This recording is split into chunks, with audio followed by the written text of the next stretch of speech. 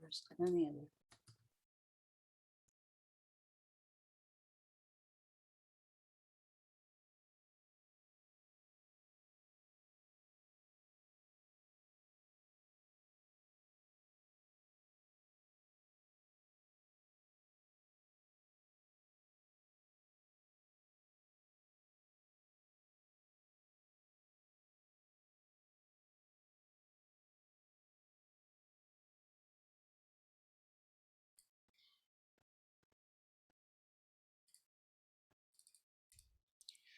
Hello, everybody, and welcome back to another Gemcutting Conversations. It is Sunday evening here in Bangkok and Sunday sometime wherever you are.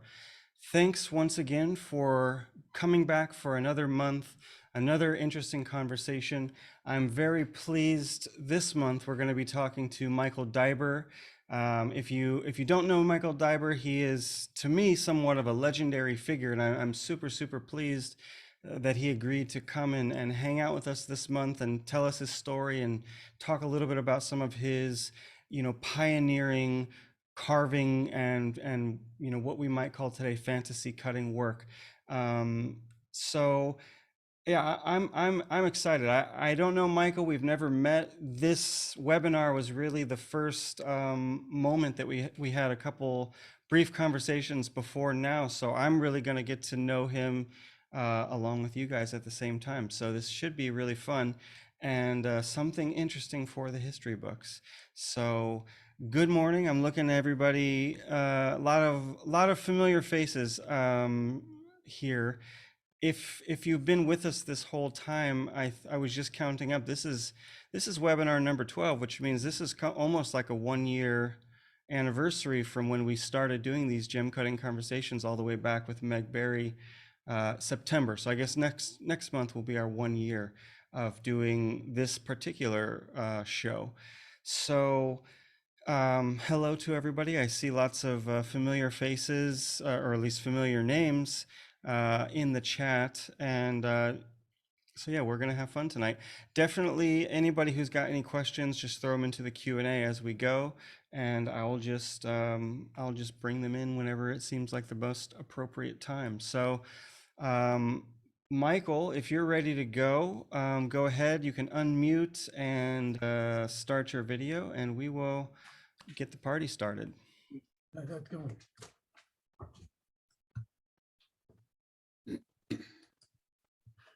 What's going on? Just hit that one. I hear you, but I It don't. says unstable to start video. You can't start your video because the host has stopped it. Okay, I'll try to invite you in. Okay. Technical difficulties. Something should have popped up that said, do you want to start the video? Yes, start my video. Did it work? Ah, there it goes. There we go. All right. Welcome. Thank you. How's it going? Good. You're here and I'm here. Yes. So, and a bunch of other people are here too. So that means we can get going. How are you? So you are coming from New Hampshire, as we were just saying behind the scenes. So how is life in New Hampshire in COVID year 2? What's going on over there?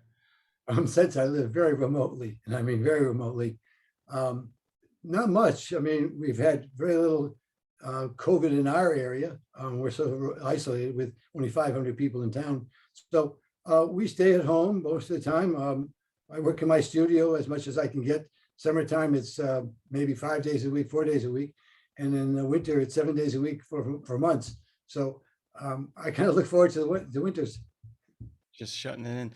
I know for a lot of gem cutters that I've talked to on this series and also just in my normal life, a lot of people have been, at least for the first year, were really kind of a little bit enjoying the excuse to be in the studio all the time and not having to go out and do social stuff. Has it been like that for you? Are you just enjoying your time, working on projects and stuff?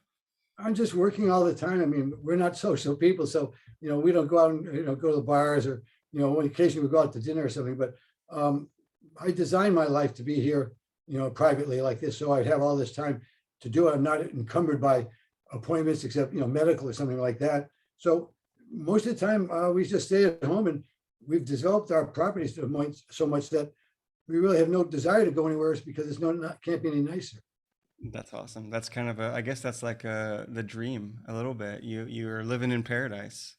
Yeah, we are, but we put up a lot of sacrifices while our friends were taking vacations and doing those things.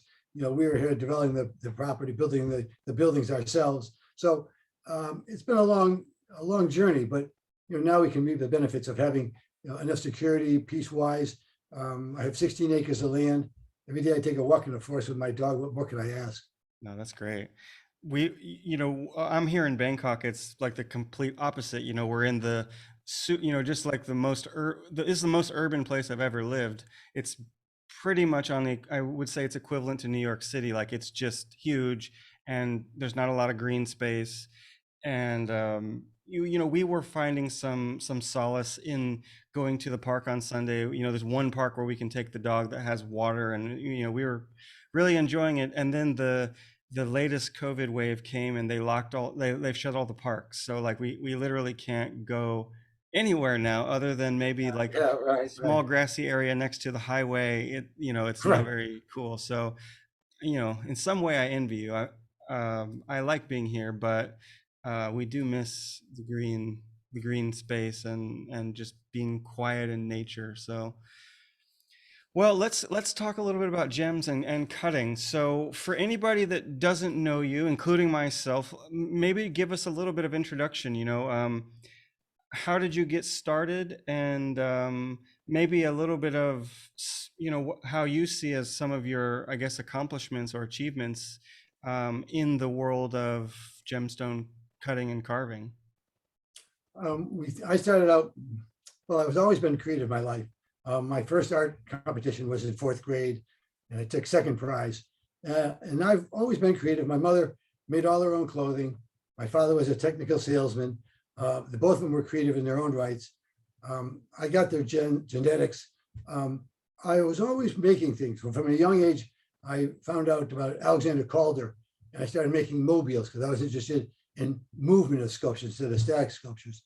I went to, after college, I went to the Ponte Vecchio Bridge in Florence, Italy, and saw the goldsmiths, master goldsmiths, and saw their work, the gold part of it, so much like the sculpture I was making at the same time. And I said, why not try this media, the smaller format, but it's in the same vein you wanted to. So I went out and bought some tools and literally started making jewelry. I was a curious guy, so I taught myself how to solder and saw and all those other things. And I started making some jewelry up, and I probably had, maybe 2 or 3 dozen pieces.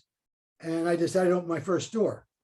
So I opened my first store up, and it was underneath a colonial inn. So if you had to stay in the inn to eat or drink, you'd have to walk past me twice on the sidewalk. So it was an ideal place. And I had that for a couple of years. And then I left and I went back to Connecticut, where I came from, opened my second store, again, making only my own jewelry, not making anything in production. Everything was assigned original. And I kept that for a few years. And then I decided, I guess the fuel crisis came, the gasoline crisis. So I closed the store, ran to New Hampshire, where I'd gone to college, and got to know my wife at that time, my girlfriend, and started looking for land up there. And we found 16 acres of land. We moved onto it in a tent, a sheet of plastic, and a chainsaw and an axe. And we started clearing the land ourselves. So we did all the chopping of the trees down, all clearing the land. A guy came in with a bulldozer and dug the stumps out for us. So we've developed all the land ourselves and made our own world now. But in between all that, I've been inspired by so many people, the Ponte Vecchio Bridge, Alexander Calder, all these other artists that have come along, most of in the 3D.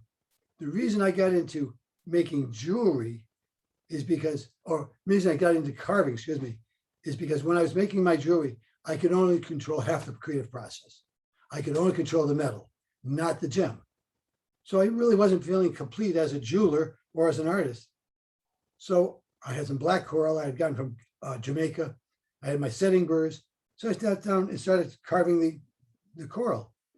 And I made a couple of nice pieces with a coral on it and pearls with like air bubbles on them and things. And I said, Michael, this comes to you so easily, this gem carving. I started out, I didn't know I could buy diamond powder. I didn't know anything about gem carving, but I knew I wanted to be 3D in that small format. So I started out with regular carpenter's flathead nails, my first tools. And I found out that you shouldn't buy Japanese or Chinese nails because the head is not well centered. Find Polish nails. And that's not a joke. Polish nails were at that time far superior in concentricity than a Chinese nail. So with a nice Polish nail, you'd saw the point off, put the nail into your drill chuck or whatever it was. And my first arbor was a $10 drill from Walmart that I put a metal strap on to a piece of plywood. So that's what my first arbor was. And I took these nails, and once I put it in the chuck, tightened it up, then I took a file, 3-sided file, and as they turn the lock button, turn the drill on, and as it's rotating, you hold the file very firmly but lightly, and you remove all the high points and make it concentric in this direction and flats on the sides. But now you have a blank. So now I can make that into a square edge tool. Round the 2 corners off, I have a round edge tool. If I turn it at a diagonal, I can cut a wider groove than the actual nail is. So I made all these tools up out of nails. And I found out that a simple nail could do a lot more than just one thing. Just to keep on trying. I had made eventually maybe 7 original tools. There's the round edge, square edge, cone, knife edge, reverse, ball, and cylinder. All right. So if you have a couple of nails of any of those, and you can make them, if you want to take and make something long cylinder-like out of a nail, you don't. You get a carriage bolt. A carriage bolt has the threads, a clean shaft, and then it has a little square and then the round head on top of it for putting wood and metal together. The carriage bolts are called. Carriage bolts are great. You can get the carriage bolt and cut the head off. You've now got a piece of smooth shank on the bolt to put in your chuck, and you got threads. So now you can thread on 2 or 3 nuts, thread them right on there, tighten them up with a wrench, and then silver solder them in place. Then you take and again put in your arbor and slowly remove all the high points and turn it into a cylinder of any length you want. So it was really simple to start out with. Didn't take any rocket science and next to nothing to begin to have a car. I didn't know I could buy the diamond powder, but I knew that silicon carbide cut gemstones and minerals. Where am I going to get graded powder, silicon carbide?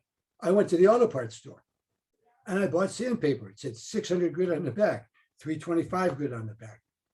Brought it home, tore the pieces up, put them in an empty coffee can, and burned it with a blowtorch. Now I've got my grit, it's already been graded. Now I got all this ash mixed with it, right? So I said, there's really no easy way for me to get rid of this ash. So I said, all right, don't worry about the ash, move on. So now I need something to, it's a vehicle, some way to make it stick to the tool. I went to Kmart and bought some cheap lipstick because it had carnauba wax in it. And carnauba wax I knew was a stiffer, harder wax that would work.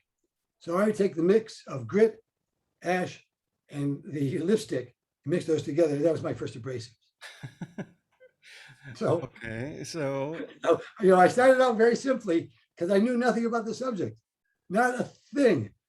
So you just invented everything. You had enough creativity and ingenuity to kind of just figure out what you needed and how could you make it from almost like that was household. the key.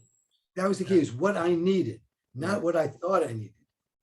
If I needed a new shape, I was trying to work on something.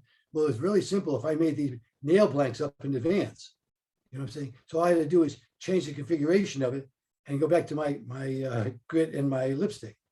So I worked slowly on that, and I was always mechanical. So I had been in my previous earlier life a nationally certified welder. I was also a licensed plumber. Okay. So these 2 skills gave me the skills so I could fabricate, so I could build machinery. So I had my lathe. Now I have a studio now that comprises 3 sections. The building is 1,500 square feet, stands alone.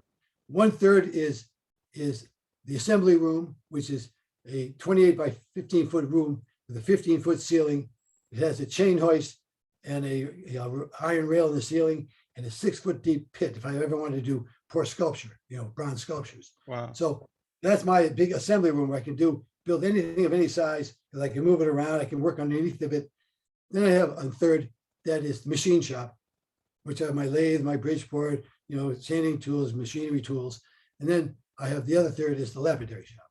Okay. So everything is all encased in one building. So it's easy for me to, now with the machine shop all set up, I have blanks made up for my carving tools that I'm making now. So if I need a tool, I can go to the lathe, turn it from the blank, come back and charge it with abrasive and be back to work in 15 minutes, 20 minutes.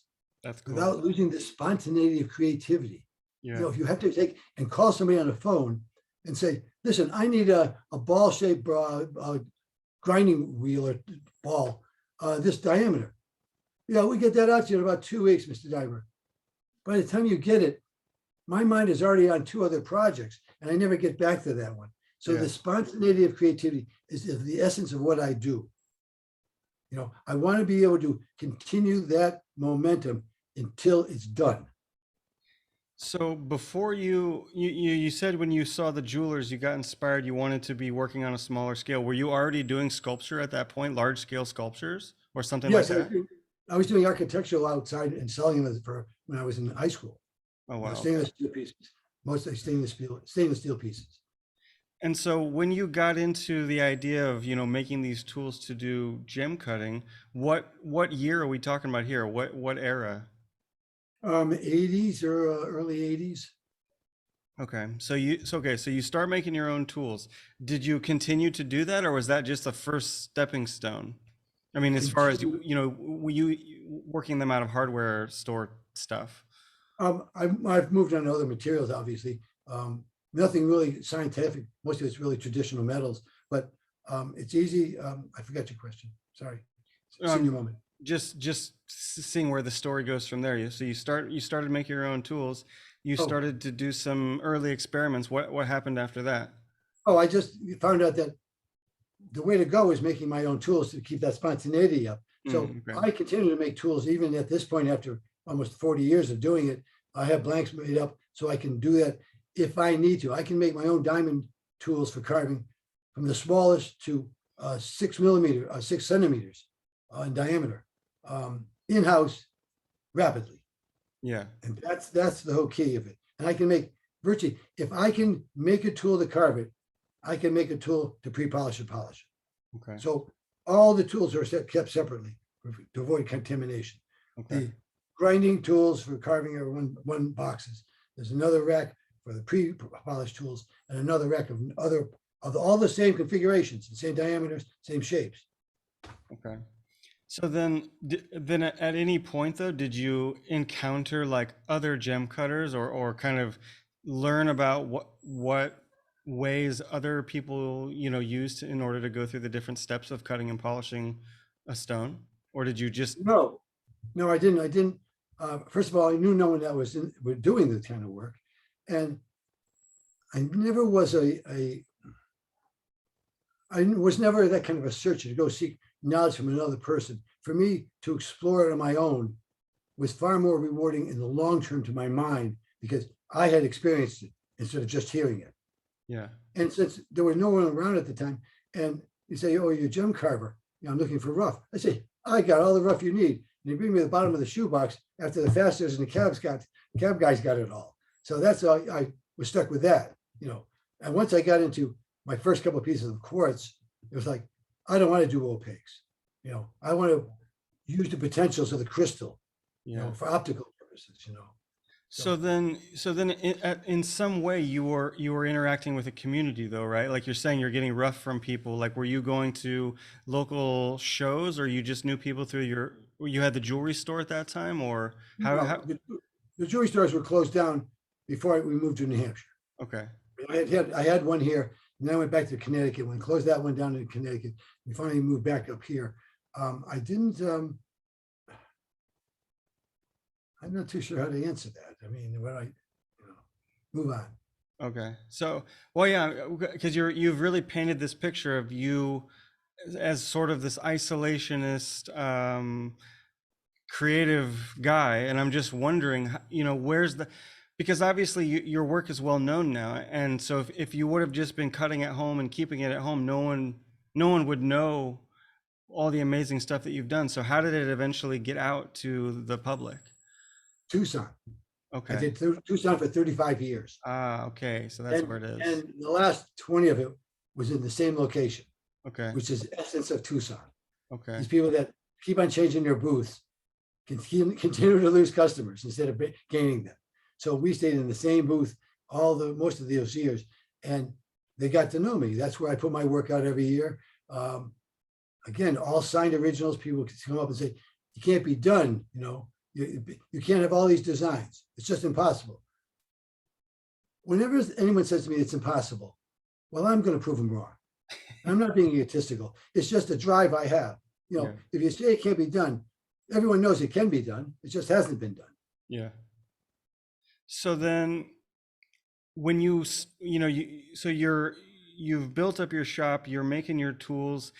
Did you immediately start doing this kind of, because I think the first thing that I know of that you were known for is like doing these bubbles, right? Bubbles inside of the crystals.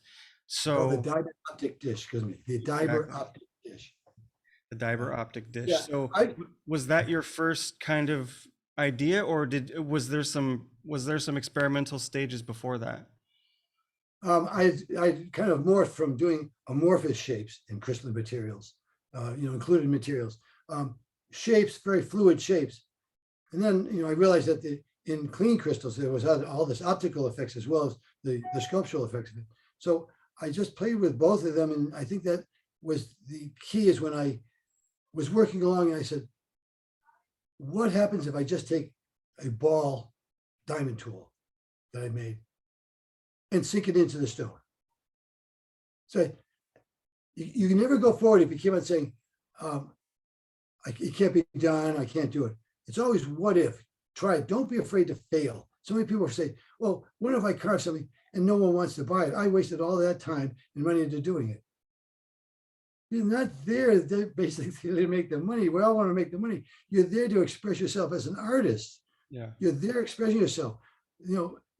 Sure, the money has to come, but you cannot prostitute yourself, how to put a fair price on it and try to sell the stuff. But you go there, you expose yourself to people and comments. Well, be proud of your work, so do the best job you can do it. And that's what I built my business on, is one of a kinds, all signed archived originals, and the best quality work I can do. Okay. Most of my carvings now are polished a minimum of 2 times. A lot are polished 3 times. That's the entire surface gone over 3 times, to make sure that no one ever walks up to the booth and say, I would have bought it only if you had taken the time to do it properly. Yeah. That's the one that crushes you. Has anyone ever done that? Like, no. In the earlier days? No. You wouldn't let him. No, it's one of those things. It's just, you listen to comments, people would say, I hate to say this, but I've had shamans from American Indian tribes, medicine men, come and tell me about my stones. I had a man from Tibet who came to me and saw my work and said, these are the keys to heaven. I've had people cry at my booth because of the emotions. Those are what drive you on. It's that response. That's what really drives, is response that, yes, you are communicating with people. You are making them understand that there's more to the world than faceted and cabs. Yeah. Oh, no, it's amazing. And it's interesting, especially at the point where you started to do that, because I think, and correct me if I'm wrong, in America, nobody had really been playing around with this kind of experimentation too much yet. I think, as far as I knew, because the first time I heard of your name is when I started doing research into the history of concave, and I was like, oh, okay, everyone's talking about Michael Dyber. Like Michael Dyber, he was in the 80s, right? Or and then I think 96, like, right. Your name had come up at that year. Like, no, of course, when we think about what's going on today, like fantasy cutting and concave cutting, that stuff really, when you look at it from the technology side, I think the first concave machine that you could buy was in 1999. So already it's way after when you started doing this. so it's kind of cool to think about, you were one of the people that really set this standard for what, not like what could be done, but started to put new ideas into people's minds. People would see your work. And I think we can most definitely draw a direct line into everything that's going on today in terms of, the world of concave and fantasy has become its own subgenre of the Sure. gemstone world. So it's really interesting to think about this. Um, so what year did you start showing this off in Tucson? Um, I guess about 84, I think it was, when I took my first award in Germany. I think that was a year after we had started Tucson. Okay. And we did it for all those other years. And, the awards also helped me internationally as well as national awards. But the international awards put you onto the international stage. Yeah. As Okay, so at that time, in 1984, I'm just trying to think about what was going on in the world of gem cutting. I know, as far as carving and this sort of like experimental carving goes, I know we can go back in Germany to like the maybe the early 70s, I think, talking about, Munsteiner doing his kind of carving. Had you already seen that when you started carving, or you found that later? found that all out later. Okay. So you were I had- literally just in the woods. just in the woods and with my own creativity and my desperation to be creative and express myself. Okay. Yeah. So then how did you end up, connecting into Germany and their lapidary world? Just through a competition, or? Just through the competitions, I was introduced when I went the first time, since being the first American ever. I was introduced to a lot of people. They treated me cordially, but with apprehension that, he's self-taught. What do you mean he's self-taught? There's no one that's self-taught in the field. Who is your master? Everyone in Germany asked me, who is my master? Who did I learn from? And I said, I have no master. And you're like, oh, but I have no master. I mean, everything I know, I learned by hard knocks. And that's why I do it so well, because I've been through all the bad and I know what's good. Yeah. So then what I'm really curious, because I know Germany has such a tradition of carving, not just fantasy carving and everything, but just normal traditional animal carving and flowers and everything. How did they respond to your work? They thought it was very novel at first. And then they started seeing that the finish got better, the precision got better of all the functions of the carving. And now at the point, I have a lot of friends in Germany, and they've been very, very cordial and very kind to me with their kind words. They treat me as the only living, working hand fastener in the world. Okay. Just my fingers. Right. There's two other gentlemen that are too old, that are still alive, but the people that I know in Germany have told me that there is no one that knows how to do it. Why not? It's so simple to work in the round than it is when you have to glue up one side of it, fasten that side, and then turn around and glue the other side up and wait for all that energy to come out. Yeah. For me, at least. I mean, I'm not trying to put down fasteners. I think fasteners that do some very, very creative work on their own. It's nice to see the fastening community, particularly, really, really expand outside of classic cuts. Yeah. Some of these things I see on Pinterest just were really, really impressive. Yeah. Yeah. So, okay, let's get a little bit into the tech, because you kind of mentioned it, and I want to make sure that we fully explore this point for the audience. So you just said you're one of the few people that are doing this by hand. So, well, actually, before we speak about that, let me pull up a few images, because just in case people haven't seen your work, so that they can visualize what we're speaking about, and then you can kind of walk us through a little bit of your technique. So I'll pull up one. I'm gonna, just in my own order here, I'm gonna pull up this one. So if you didn't tell me, I would guess that you faceted this on a faceting machine first, and then went back with your tools and carved the rest of it in. But I know that's not how you really did it. So talk to us a little bit about how you can make something like this and what kind of tools do you use? First of all, this is again spontaneous creation. Not a clue when I started with a piece of rough. I basically handhold and grind the facets in to a pre-polished stage. At that point, I go back and I start the actual carving. When I see how the facets lie, then it gives me an idea of not a design, but of an overall feeling for the stone. Mm-hmm.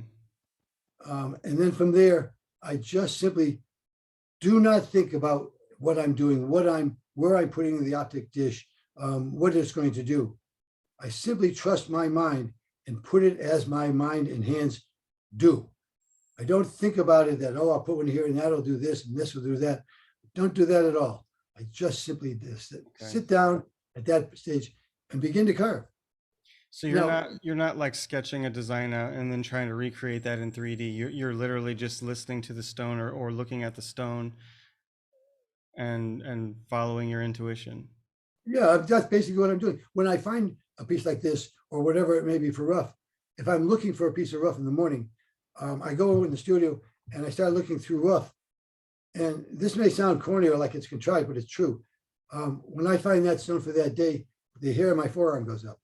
And I know that's the stone that I do that day. And I mean, it sounds corny, but it does work for me that way. So I keep it very simple. When that emotion happens, I pick that stone up, start to preform it.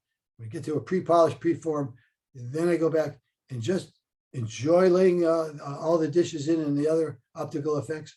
And then I go back and pre-polish the dishes and the other effects, and then bring it to a polish.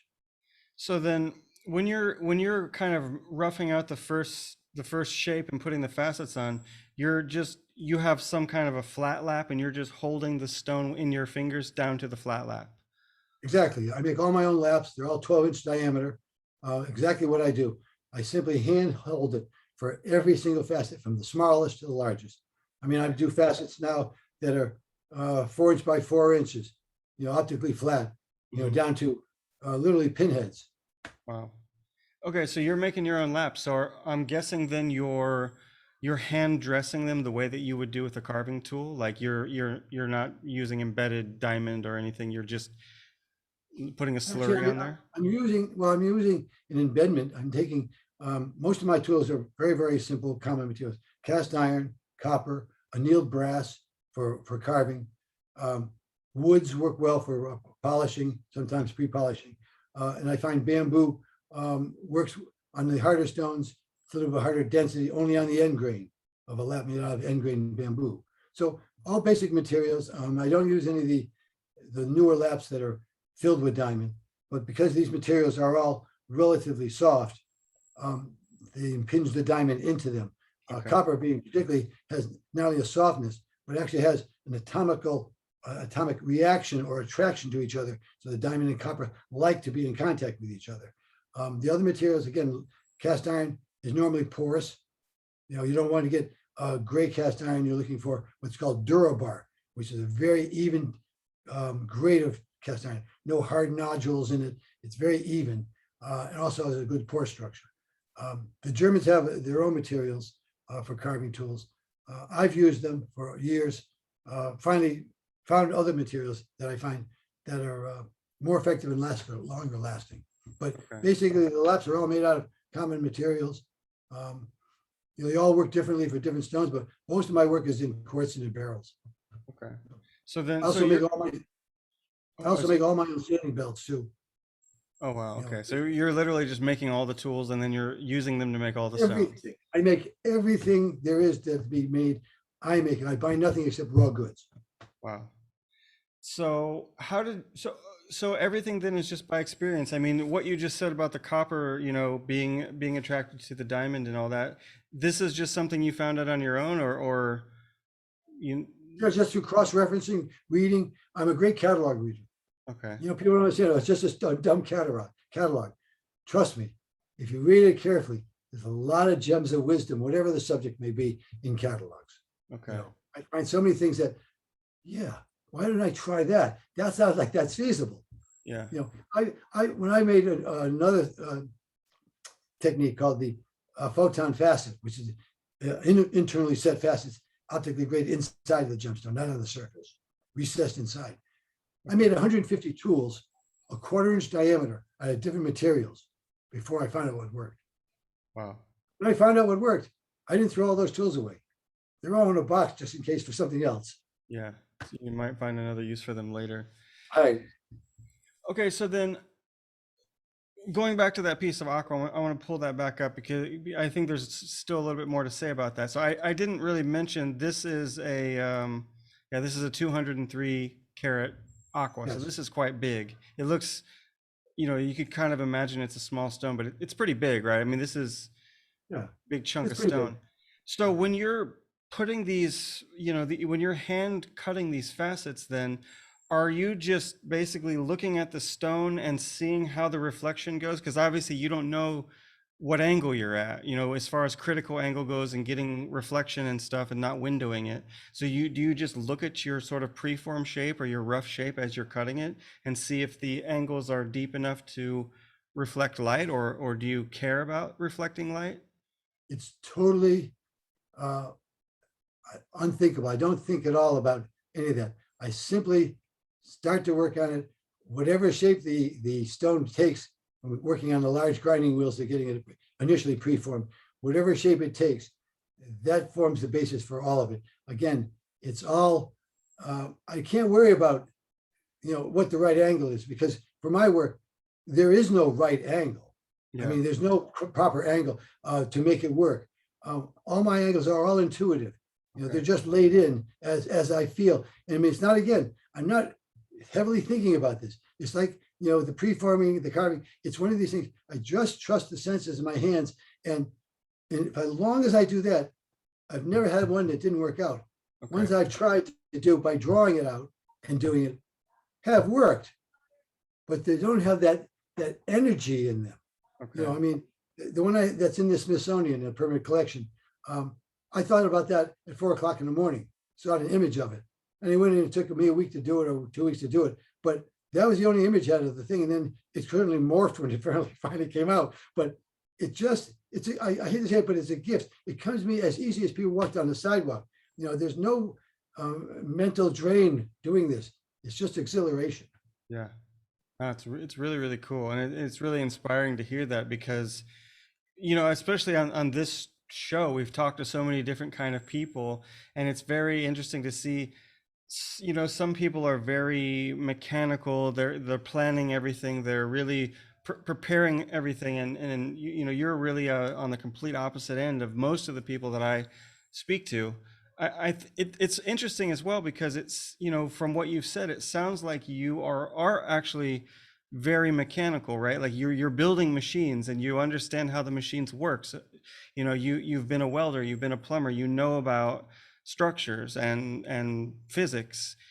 And it seems like a lot of people that are in the American fastening community, especially the retired hobbyist people, a lot of those gentlemen from the people that I've met, have been engineers or have been, mechanically inclined people. So their brain is very mechanical, they're problem solvers. So it's interesting that you're simultaneously, using this sort of one part of your brain to make a machine that can function properly, and then maybe a different part of your brain completely fluidly, improvising a form. That sounds about right. Yeah, it seems rare. I mean, I can imagine meeting someone who's just so formless, but they wouldn't build a machine, right? They would just not build a machine. They would buy a machine and make a beautiful piece of art, but somehow you're doing both. It's very interesting to hear that. Yeah, it's cool. It's cool. And I mean, obviously the work is amazing as well. So I've had people come to me like in Tucson for years and say, do you teach classes? And I'd say, well, I'm a one-man shop, so if I'm not cutting, I'm teaching you, and that doesn't work out for me. I did a course down in Wild Acres, which is a place in North Carolina, I guess, where you can go for a summer camp of a week or something and learn from from artists, other arts. Okay. I never taught before. I went down there and I had 23 students or something. I mean, I had people from European master silversmiths want to take my course. I said, why do you want to take my course? Because they were tired of putting wooden finials on their teapots, those kind of things. But I had those kind of people saying, what are you doing coming to talk to me? You know, you're a master in your own country. Yeah, but we can't learn. No one wants to teach us what you can teach us. So I did the same thing with them. I gave them a large cabochon, low cabs of black onyx because they're already polished, and said, here's your nail tools, how to make them. Now carve into it and don't get it all scratched up. So when you finish carving, you'll have a finished piece of art.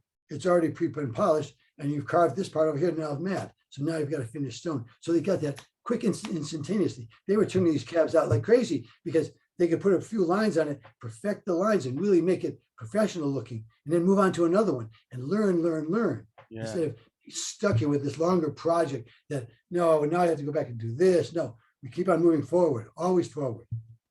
Yeah, and I can imagine getting a student like that is great because they already have their hand skills down. They don't have to learn how to make a straight line or whatever. They just have to Right. learn what tool they're going to use to do it. So that's kind of cool. So did you ever do that again, or that was just a one-off? It was one off. Like, it was so exhausting for me because, you know, I'm used to living alone with my wife and the dog, you know, and then every day have to go in and for 8 hours, you know, teach these people. And another thing I did for them, and I think it helped them a lot because they told me so, is when they had a problem, they never got up out of their chair and had to come to me or sitting at the end or someplace else to get the answer. They'd raise their hand and I'd come to them. So I didn't want them to lose their position, their mental concept of where their hands are, their mind is. I'd come over the back of them. Yeah. Show them, you know, Yeah. just trying to make it as easy as possible for them so they could learn as much and feel fulfilled at the end, you know, of a week, which isn't a long time to teach, you know, more than just the basic work. Yeah, I can imagine either you don't get a lot done or you have to go really, really fast to get them to wherever they're trying to get to. But no, that must have been also very gratifying just to have have those caliber of people coming to your class. It's really cool. I was amazed. And so some of these pieces are award winners at this point, right? I mean, you said that you won an award in Germany all the way back in the 80s, right? That was Right, my first award in Germany, 86. Yeah. But I mean, I think you've also won Spectrum Awards and Yes. other lots of awards. So how do you know, are you, obviously it's great to win an award, but I mean, what does it mean to you for your mentality of just doing your own intuition and then having someone give you an award? Is it mean anything? Does it matter? Or is it just about you and the work? Oh, it definitely matters. I mean, it's the recognition that as any artist, money is good, but recognition was the true gem of what we're looking for. So Yeah. to get the recognition internationally, very, very important to me. All the awards are important to me. It shows that I'm doing something that stands out, you know, and that's what I've always wanted to do, something that was always my own, not somebody else's. So I don't brag about them or think about them or anything, but when they happen, yeah, any artist would love to get an award, the acknowledgement, the recognition that well done. Yeah. Okay, well, let's check out some more of the work because you sent me a few photos that are pretty impressive. So this one, another aquamarine, this one is 558.92 carats. So this one is double the size of the last one, so quite big. What's the story here? I bought this piece of rough from a gentleman who sent it to me from Germany.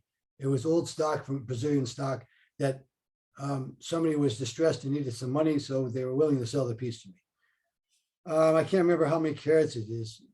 I think it's listed somewhere, but it's pretty big. It's probably 4 inches across, maybe 5 inches across, 3 inches high.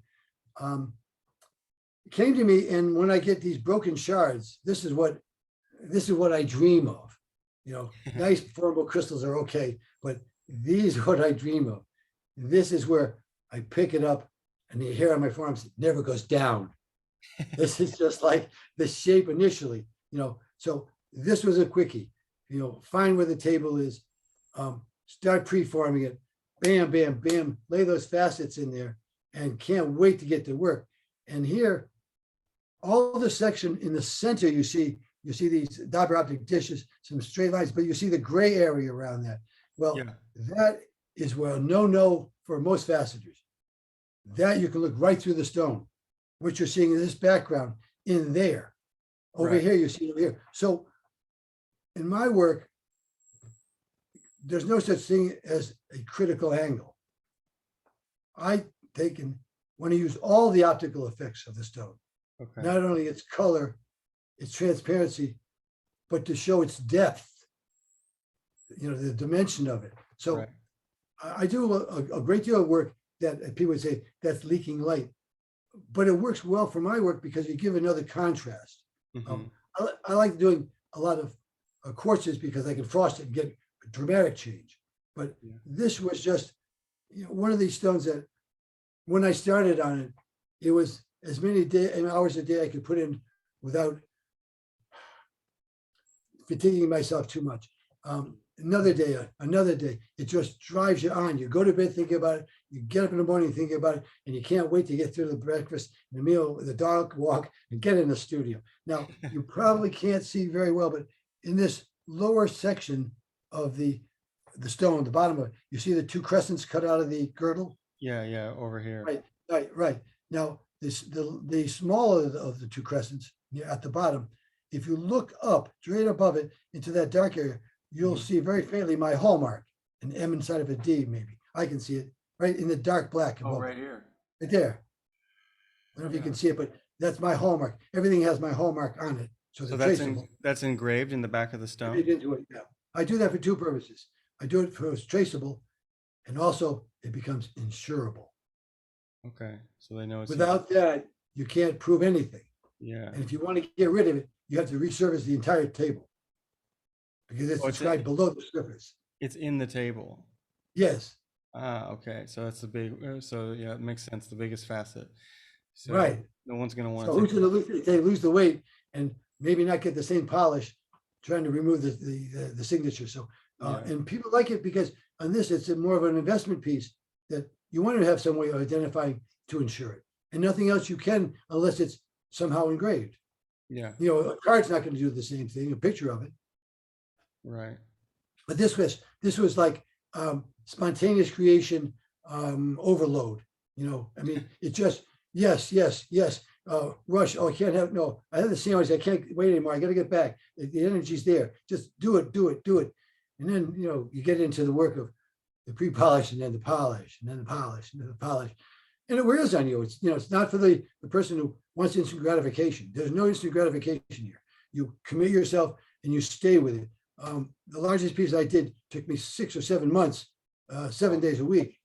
It started out as 18 pounds and up to 12 pounds. Wow. So you have to commit to these. These are not simple bang, bang, bang, and they're done. Yeah. To do them of this, because probably what you see, half of what you see, or maybe 75% of what you see isn't actually carved. It's all optical reflection. Yeah. Okay. So like a lot of this down in here, in these dishes, in this section, and around that square, the gray area, all that around there, most of that is all optical reflection. None of that's actually carved there. Right. So how long did it actually take to make, this stone, or a stone about this size, 559 carats? Probably took me going rapidly 10 days. 10 days. Wow. Okay. And then, yeah, as you said, obviously there's a lot of internal reflections here. Like all this stuff is reflection of something else, right? Yes, yes. All this stuff over here, this stuff. Yes. But then all the reflection. actual discs, I mean, this is the real one, right? There's one line, as you can see the outside, and there's one over here, then the side of that wall here. But this one here, these are all on the back that are optically made smaller than they obviously are. The dish, when you put it on the front, what looks behind it is optically reduced. Oh, So okay. now I can have different sized images from the same personal frontage image. Okay, so you've got dishes on the front and dishes on the back that are interacting with each other like magnifying Exactly. glasses. Exactly. Very Now, cool. next to that low crescent, on the left, you'll see some like stripes. Yeah. And right to the bottom, where you look up in the dish above it and you see the stripes that are all been reduced in size to little wire lines. Yeah. That's optical reduction. So then once you've, like, for instance, on this stone, once you finish this stone that you've been obsessing with for 10 days, do you just sit there and stare at it for a while? You know, how do you celebrate that moment of completion?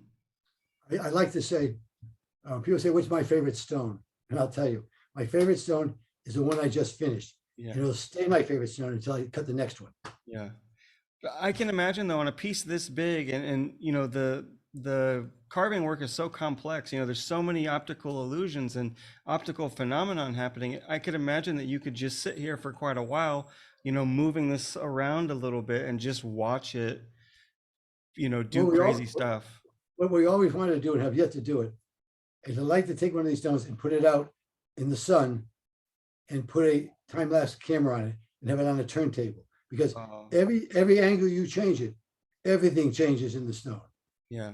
Just a degree or two, and reflections will change. And as you turn it, the reflections will do other things. Yeah.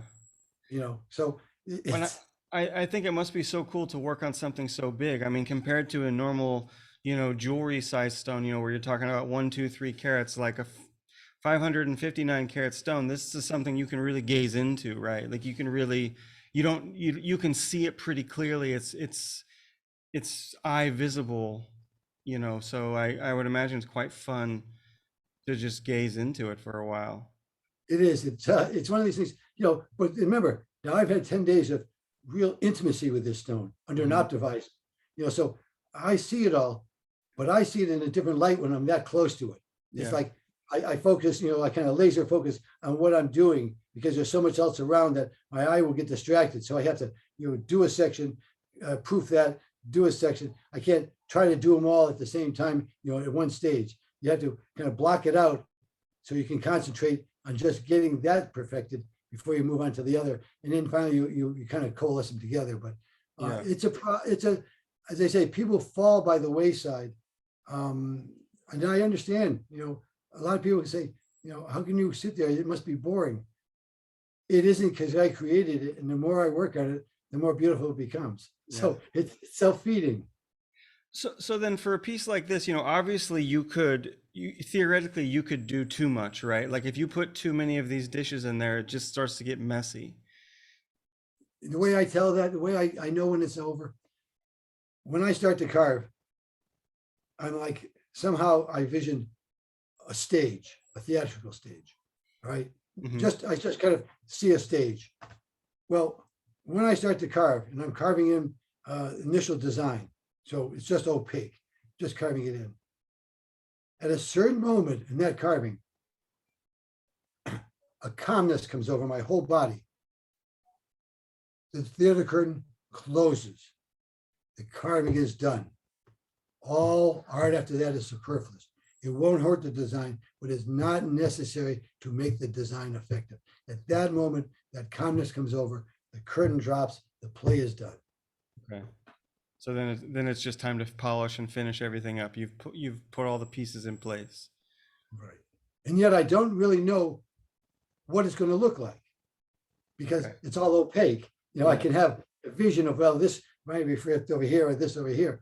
But as I get closer to the pre-polish, and then the first polish is like, yeah, okay. The second polish is like, wow, Michael, you're not done yet.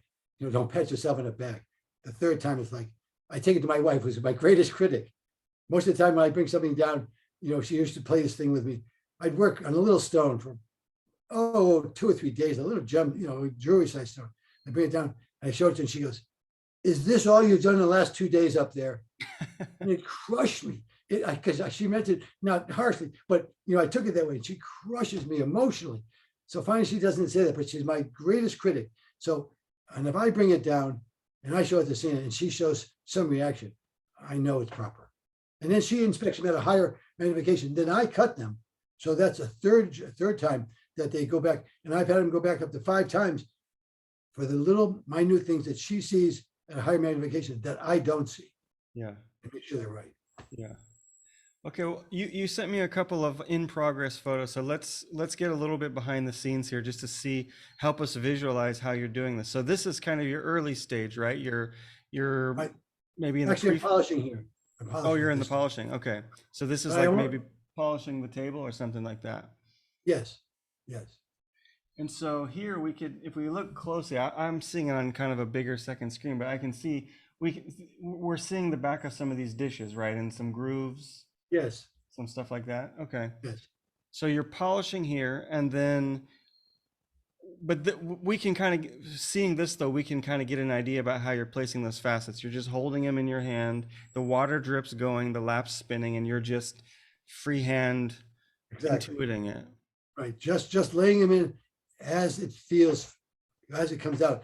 No emotions, basically, just like, okay, the preform looks like there should be a flat over here. It looks like over here there should be a flat. So you put those in and okay, this one here, well, all right, this one compatible with this one. Well, this one will line up with this with a facet junction. So yeah, with okay. And it's just random like that until I reach that point. You know, at this point now, I'm into the final stages here. You know, this is as tedious as the rest of it. But I'd say the pre-polish and polish are far more trying and time consuming than the actual carving in. Yeah, You know, I could see carving in that. will go to the place. I think all facetors can sympathize with that. The polishing is always the hardest and most annoying part. I'm curious though, since you're doing all this by hand, especially this polishing of the facets, you know, how much can the facets still be altered in shape in polishing? Are you at such a fine grit that you can't really, you know, like if you rock your hand a little bit, is it going to mess up the facet, or it doesn't matter? I don't have a problem with rocking it. I found out that you must be consistent on your pressure. You can't put it down and say, okay, well, that area over there, it hasn't been polished yet, so I'll just put a little more pressure on that side of the stone and see if I can, you know, bring it down. That doesn't work at all. You have to have your pressure directly from the top, 90 degrees to the lap, and you've got to stay with it. You can't say, well, I'm going to just fudge just a little bit, and you know, just if I tip it up a half a degree here, I can polish it out. Yeah, you can, but it's not a flat anymore. Yeah. And in my work, the flat has to be flat. You know, Okay. it can't be, you know, it's a good flat. No, it's got to be optically flat to get that mirror transfer, you know, that Right. object you see, to get that to float around on the stone. So mine is, I found out that on the larger stones, because of their weight and the drag when I'm in polishing, and sometimes in the preform, is that, you know, I try to push down and push down and hold it back on a lap, a 12-inch lap. So a lot of this, when it's bigger facets, when I'm 2 or 3, 4 inches, I stand up and stand down over the lap and Okay. cut them in that way. So it's not such a strain on the upper arms, forearms, and shoulders. Yeah. So then are you polishing with diamond powder, or since you're doing barrels and quartz, do you prefer oxides? I like the oxides. I like cerium oxide for both of them. They both work very well. Okay. Not special oxide, not special cerium. It's really commercial cerium. Okay. People say, "Oh, what are you using for polish?" Use the thing that most everybody else uses. Yeah. It's just, you know, I apply it differently and maybe more patient. I don't know. Yeah. And then, so that's the faceting side. And then on the carving side, we can kind of get an idea about, you know, what you were saying before. You've got all of your homemade bits in the back. And then maybe one thing that we haven't really said that I can see from this photo is that your engraver is fixed, right? You're not holding that, you're holding the stone. Yeah, it's very important. Some people try to carve holding a fortem in one hand and the stone in the other. You can do it, but the problem is you're always fighting the torque of the tool, which Mhm. makes it want to run across the stone. So by having a fixed arbor, you see I have towels underneath my forearms. So Yeah. when I'm in place carving like this, all I do is move my wrists. Now with my 2 hands free and a stationed horizontally arbor, I can move in X, Y, Z planes simultaneously without any strain because it's only from here. If I didn't have the towels and just held my arms out to my side and try to do it, you can, but you can't restrain your movements. You know, you only want to have the movements from your wrist up, not your arm to your elbow, because Okay. that's just going to with you in no time at all. Your neck's going to be killing you. You're not going to do it. So as you see, very important, support the full forearm. Make sure that it's up high enough so that you can naturally put your hands out and the arbor's in place, and it makes it much easier to work, and you have much more precision. Okay. So your forearms are basically supporting your whole torso then, right? Because you are bent over. I mean, it looks like you're bent forward a bit to see. I am. What I do is I move myself all the way up to the edge of the bed, my bench, and I took and cut a long, narrow crescent out of the bench so I can actually sit into the edge a little bit more. Okay. And Yeah. my stomach goes to there, my arms go on the pad, so I'm not straining my back. My arms are supporting me, and it just works out well. My arbor here, I made it years ago after I got rid of my drill and started getting serious about it. I just recently put some new bearings in it, and it was much nicer. I put in what they call ABEC 3 bearings, which is the international standard of accuracy, and it's just made the work go faster, smoother. I should have done it years ago. Okay. So then, yeah, how much has the, you spoke at the beginning that you were, hand making the tools out of nails and then out of screws and bolts and everything. Obviously now you have a lathe and you can make different types of stuff. How much has your gear upgraded over the years, or did you figure it out pretty quickly what you wanted to use? I've always been upgrading. I'm still upgrading tools and materials. You see, these are all, instead of nails, these are all pieces of drill rod, which is an accurately ground, centerless ground rod you can buy. In England and other places, they call it silver steel, but we call it drill rod here. It's very nice material. It's very accurate. I work with a collet instead of a chuck, as you see. This is a drawn collet. Collets only take one size, so they're much more accurate than most chucks.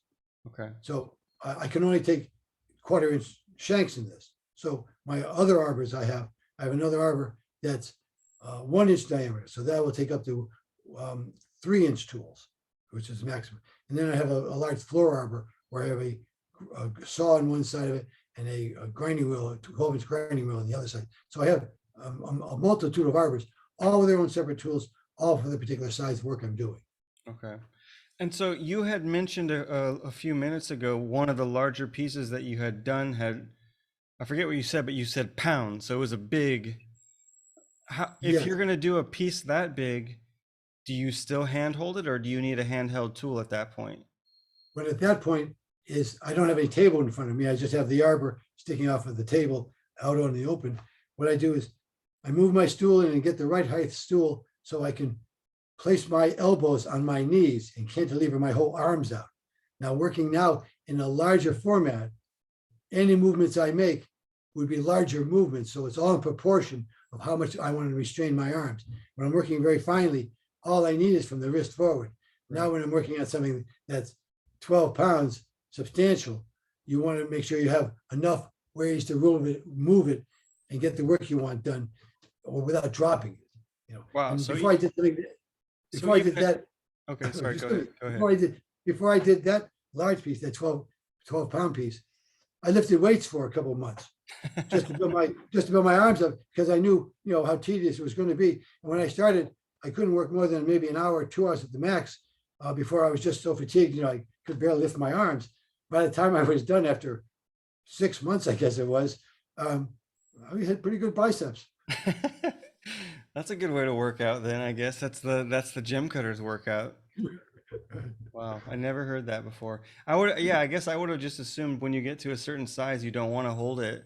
Well, what do you think? If you go bigger than that, I mean, if you were going to attempt to do something that you pretty much couldn't justify holding, would you not do it, or would you try to alter your system so you'd have a handheld tool at that point, or improvise? The easiest thing to do is just get your basic shape into the piece, and then mount it, and then bring the tool to it. Make it a flex shaft, get an industrial flex shaft that's more powerful, hold more torque. Work with individual diamond bits, sintered bits instead of what I make. It's just changing techniques. Build a turntable, make it rotary so I can move it around instead of moving my body around. All kinds of things to do. Make a tool holder balance so you can get secondhand, so that it takes the whole weight of the tool, So you don't have to hold it and carve. You just set it for a particular weight and it will suspend itself in the air for you. So you can just move around like this if you want. There are ways around it, but you just change techniques, you know. So basically every idea maybe just means inventing a new tool. Inventing a new tool or just taking technologies that's already available and applying it. Okay, Yeah. well, we got I do a lot of cross-referencing, you know, Yeah. catalog reading, but cross. I have materials, as I say, as old as thousands of years that the Chinese have used, all the way up to modern nanotechnology products. So I cover the field, and it's important. You know, there's a lot of things out there that change over 45 years or 40 years. Yeah, definitely. So we got a couple questions from the audience. This is Susan M. She's asking, do you ever use abrasives from Eastwind abrasives? I don't use these window bracelets. I know Doug Klein. I've known him for many years. I think he makes a very good product. I've had no complaints about people that I know that have used them. I make my own belts to my own specifications, so I haven't purchased any, but from what I've heard, he makes a quality product. Okay, just curious. And then she had asked, we sort of just talked about this, but she had asked, you prefer the fixed arbor. So you were saying you don't want to use the handheld one because then you're fighting the torque of the flexi shaft or whatever. Exactly. So yeah, and as we can see, you have the fixed arbor. So just reiterate that. Cool. So let's check out. You sent me a couple of more. So far we've just seen aqua. So now we're looking at quartz, rutilated quartz from Brazil and quartz from Arkansas, right? Two different types. Yes. So okay, this is something totally different because now we're seeing, obviously the one on the left is rutilated. You've got the fourth one in has frosty spots. So we're seeing techniques that we hadn't seen in the other two. So talk to us a little bit about this set. These are what I have a whole series. They're called palm sculptures.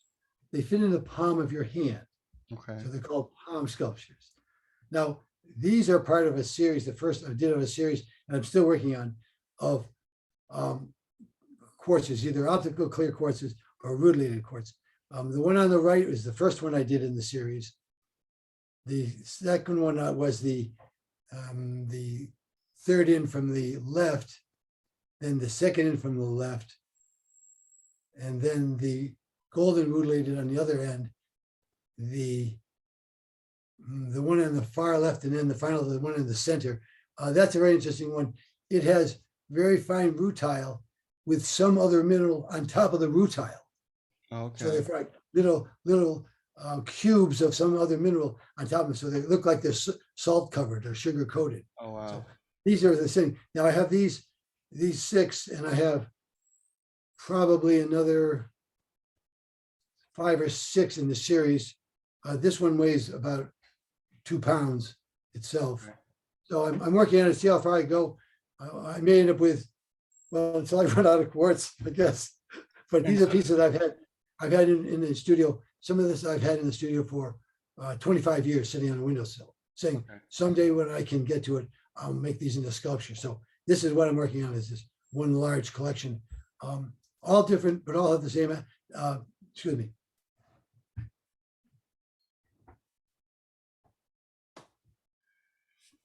I don't know, can I get this in the picture here somehow? Yeah, just I think if you just hold it up, no, higher. There you go. Oh, wow. So that's a lot bigger than I thought. Yes. Yeah. I was imagining it was a small thing like a little marble. No, It's pretty big. 2 pounds. Okay. 2 pounds.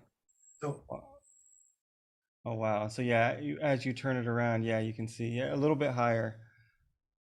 There we go. Oh, wow. So I guess, yeah, one thing that we haven't been able to notice from the photo is that these are very interesting from every side, not just from the front. yes. Yeah, they're in the round, sculptures in the round. Now, this one on the front, these are what I call channels. Now, these are long radius grooves that go from edge to edge. Now, these are very difficult to do optically, and you can tell when they're done right when you see something like this and you have a light on it. That bar of light should run without any wiggles, dead straight down the center of it. Then you know you've got it right. That took quite a while to make a whole new set of tools to make these channels, to make them optically right. And Yeah. that's why you see, it'll take whatever is behind it and elongate it automatically optically. Wow. So channels that I'm guessing this is something similar to drilling, right? Oh, I see, but it's only in the Yeah, surface. they're hemispheres that are channels across the whole surface. Okay. So they taken everything in the center has been turned very, very long. Yeah. Yeah, it's so cool.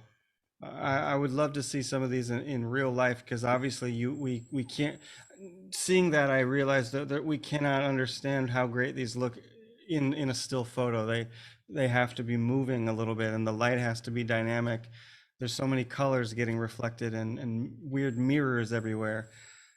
So I'm curious now, obviously you've been doing this for a long time, right? Like if you started in the early 80s, so this is getting close to 40 years, I think, right? A couple of years away from 40 years.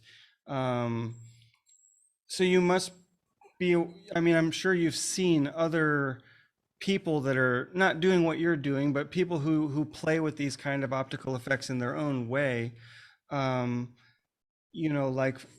Obviously we've got lots of really talented carving, fantasy carvers, or just carving people in America. Do you have any that you've seen that have really impressed you, or kind of changed the way that give you a new idea, or change the way that you see your own work? Not yet. Well, also I mean, I'm wondering, I'm not going to be being snide. Really, I haven't seen anyone who's not being afraid to fail. They Yeah. all are afraid that what if I carve it and I can't sell it? I've wasted that time and that money. I think that's, well, it holds a lot, and it's a perfectly legitimate reason to maybe not get involved with it, because you don't know. And this was not an overnight success for me. I mean, it took me nearly 40 years, to become known. So yeah, you have to have patience. Also, I have a wife that's, stands behind me, stands next to me. When we built the building, she's out hand dipping the cedar shingles, in stain. We're in the rain, it rains on our back, putting the shingles up. I mean, we were there for all of it, when we put the windows in, the floor, and the glass, everything in. yeah. So you guys are just, Plumbed and electrified it. every aspect you're working very hard, and you're not giving up. So this is, I think, obviously this is part of your life that is reflected in all aspects of everything that you do. It seems like, from what you're saying. I had one of the nicest compliments anyone ever gave me is a woman looked at my work, and she looked at me in the eye and she said, "My God, Michael, you're blessed, possessed, and obsessed." Yeah, I've met only a couple of other gem cutters where I look at their work and I think, you are really obsessed with this even more than me. Like, I would never spend as much time as it takes to do what you're doing, or what some other really talented people that I've seen, make. I'm just really, really impressed.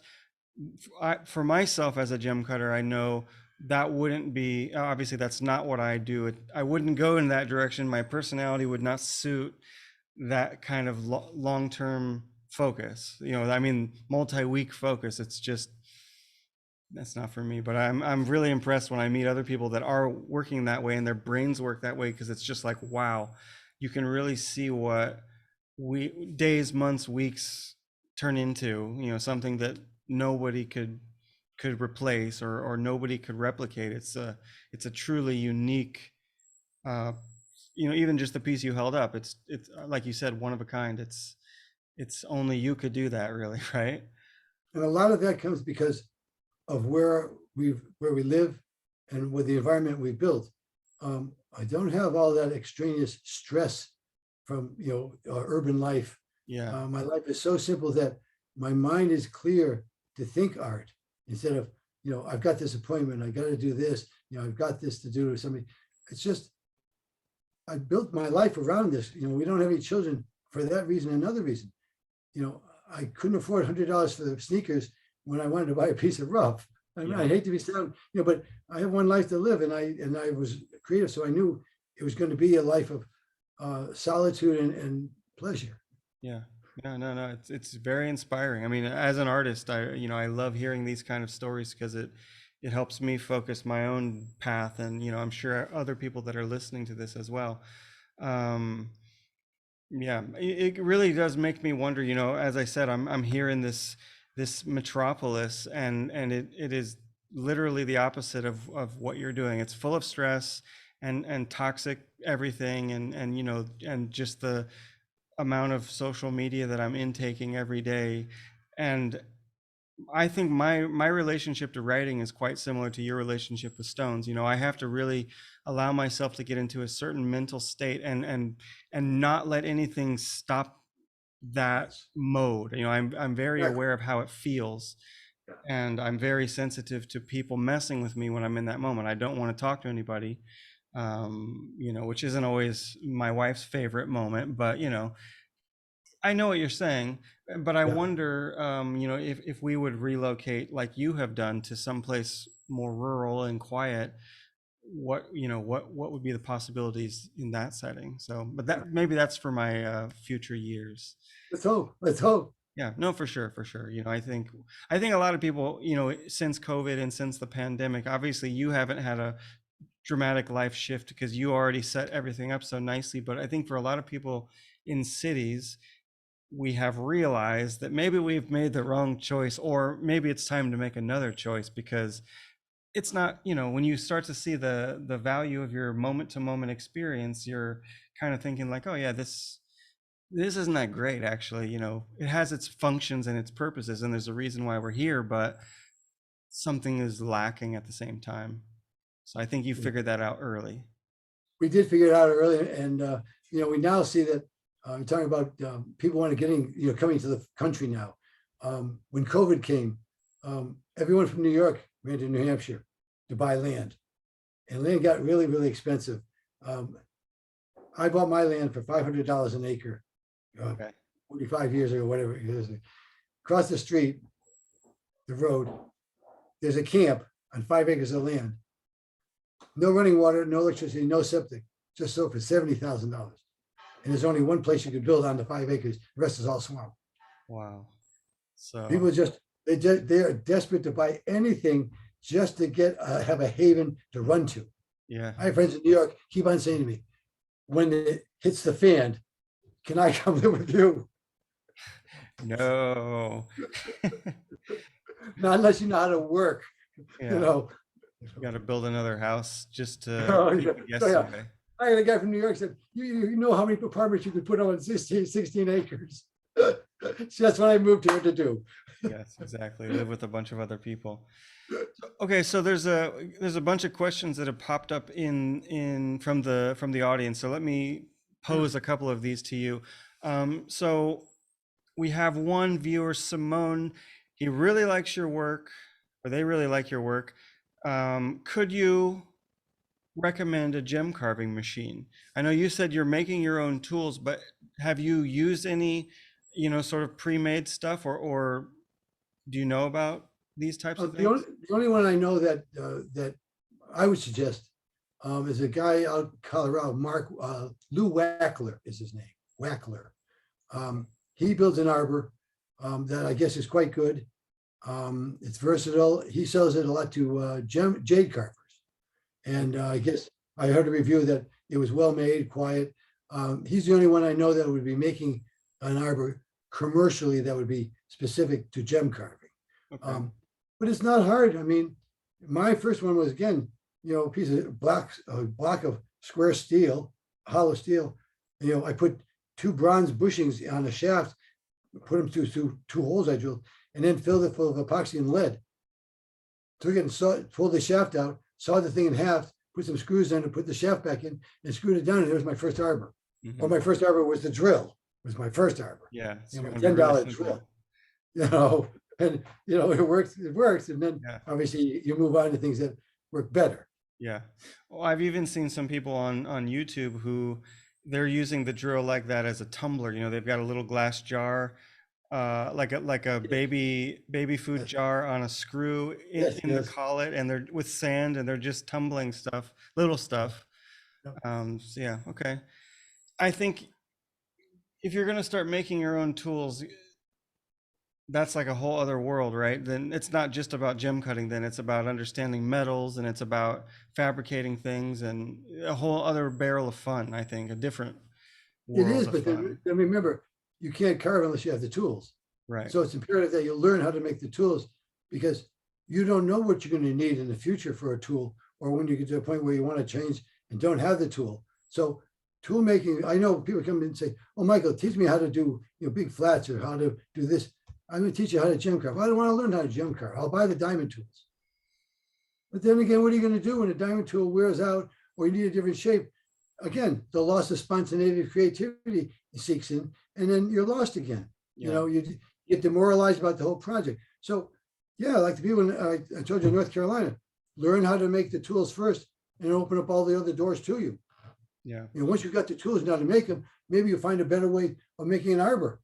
And that, or I had pieces, make a little wooden stand and you can put your Dremel or your Fordham shaft into a clamp in there, and you can make them like that. You don't have much range, because you don't have much length, but you can do that. That's what I did in North Carolina. They made them little wooden blocks with a hole and a bolt so they could put their flex shaft in and pinch it down and then use that as their arbor. So Yeah, it can be done simply, but it's the most important thing is if you don't know how to make the tools, you can't innovate. You can't go anywhere further than someone else making tools. Yeah. So if you can do that yourself, you're quantum leaps ahead in your own creativity. Yeah, I know going back to when we were speaking about Germany and everybody having a master, when I went to visit a couple of years back, I got to go and see the studio of a master cameo engraver. And Erwin Polly. I can't remember her name off the top of my head. Okay. We didn't have a good introduction. I think I didn't even know her name until I left because she gave me her card. But basically, my friend just took me there, and we were so stunned with her work. But Yeah, she told really. us the same thing. She had all the homemade bits and everything, and she was just like, "This is the first thing you do." She's like, "I have a whole system. Every bit goes in a certain spot. As soon as that bit wears out, I know exactly what's missing because it's been sitting in there for 25 years. Something in that spot is always the same tool." So she's like, every day, I just make a new tool if I need it or whatever. Or, oh yeah, Andrea Sone. Yeah, Garrett, he's in the audience, so he's there. Okay, perfect. Okay, so let's go a little bit more with some audience questions. Do you ever carve synthetic man-made stones or only natural stones? It doesn't pay even emotionally to do synthetics. Sure, they're work easy to work and all these other things, but if there's no value to the rough, there's no desire to fulfill its abilities, its qualities. Okay. I had a very strange thing once. A guy came to me with a piece of yellow glass and said, "Would you carve it to me?" And I said, "Where did you get it?" He says, "Oh, it's part of a broken window from a nuclear reactor from a sub." I said, "I don't want to touch it. It's got so much lead in it." I took it and put it to a wheel. All I got was gray dust off of the wheel of the lead coming out of the glass. Oh, that's It had no radioactivity, but it changed the color of glass. The window was originally 8 inches thick. And this was a big fist-sized chart of this yellow glass. He said, "I don't think I'm going to get involved with this stuff." Yeah. That was the only one. Yeah. It just doesn't, how do you get involved and dedicate that much time to something that is worthless? Yeah. Unless you just want to do something with your hands. But to accomplish something, start out with something that inspires, has mass potential. Yeah, true. So Susan M asks, what's the carving you remember the most, and what materials are you looking for? I think she's talking about rough. Like when you're looking at rough, what do you look for when you're wanting to, get one for a new piece? Always look for flawlessness, first of all. It has to be internally flawless. You can have, fissures on the surface or imperfection on the surface, but they must be all internally flawless. If they aren't, whatever is left in the stone, with my polish, you'll see it everywhere. It'll be multiplied many, many times. So it has to be flawless. I look for pieces, again, that emotionally stimulate me. I can go through rocks I pick this one up and say, all right, this one I want. This one I have no feeling for. So I do it emotionally, like I do so many other things. I do it emotionally. I like to get bigger pieces. Bigger pieces are much more difficult to get. I used to have a guy in Brazil working for me in the field, getting me pieces, which were very nice. Unfortunately, things didn't work out with him for a while. So I don't have anybody in Brazil now, but it's getting harder to find what I got. Most of what I'm getting now are looking for larger pieces, palm size, things that are between 2 and 700 grams, flawless. So they're hard to find. Most people who have something like that have either cut it or are saving it for a rainy day or something. So that's what I'm looking for. I have a friend in Europe looking for me throughout Europe for these pieces of rough now. So they're hard to find. I have smaller rough, mostly amethyst, ametrine, and citrine, and a lot of good sizes and bags of it. So I've worked with for a time, but I really like the larger pieces. I can show more optical work. I can show my talents and ability better on a larger piece. Yeah. Because as you say, really, if you put it on a turntable or in the sun with a slow motion camera, you'll see how they really do change as you turn them. Yeah. I wonder, have you ever seen the work of Frances Spirason from the 1950s? Yes, I've seen some of her work. Yes, some of her flowers, like the raindrop on the flower leaf and things like that. Yeah. Beautiful work. Well, yeah. So it was Spirason and DePatta, right? DePatta was the jeweler, and then Spirason was actually doing the gems. But their whole idea was like using quartz and doing these crazy, really nothing like what you're doing, but similar idea. They're trying to bend light in weird ways so that when you put metal behind quartz, it looks all twisted and jaggedy. And okay, so I just when you pulled that piece of quartz out, it didn't look like his, but it made me think about Spirason's weird optics that he liked to do with his illusions and stuff. So okay, that's cool that you've seen that. So Alex Edward asks, do you take photos of your own work, or do you have somebody else do it, or do you? My wife does all the photography. She does all our photographic archives. Virtually everything, I think since 92 have been, or maybe 90, have been photographically archived. So we have them all in photographic archives in acid-free envelopes, all sealed up, air sealed, for with the recognition when I leave. I will leave the legacy of the archival records to a museum or someplace safe to be the definitive record of what I've created, as opposed to maybe people who've copied my work. Yeah. So with that level of organization, do you know how many pieces you've done so far? I thought about that a while ago. It must be over the years, certainly over 1,000. Okay. Yeah, but I couldn't tell you. Yeah. I mean, our records go back. We have probably numbers in 400 or 500 on there, but that's all between individual types of stone. So, yeah, it's quite a while. So yeah, that's a lot. I mean, that's a ton. Well, it's if you're driven like I am. I mean, I'm compelled to do this. It's not like I'm going to take the day off. No, Michael, you really want to go to the studio, don't you? Well, that's taking a day off for me. It's going to play. Yeah, exactly. No, I feel that. That's the same here. Susan asks, were you always in New Hampshire, or did you move there? I moved there from Connecticut. I grew up outside of Hartford. Again, too many people started coming into the area. I didn't like all the nitpicking in neighborhoods, and all that interaction with people. So yeah, I ran away to the forest, went to college in New Hampshire, and went back to Connecticut, only to open a store and make some money so I could leave again. Yeah. And so you said before that you were doing jewelry and you had the jewelry store. Do you still do metalworking, or you're only doing gems now?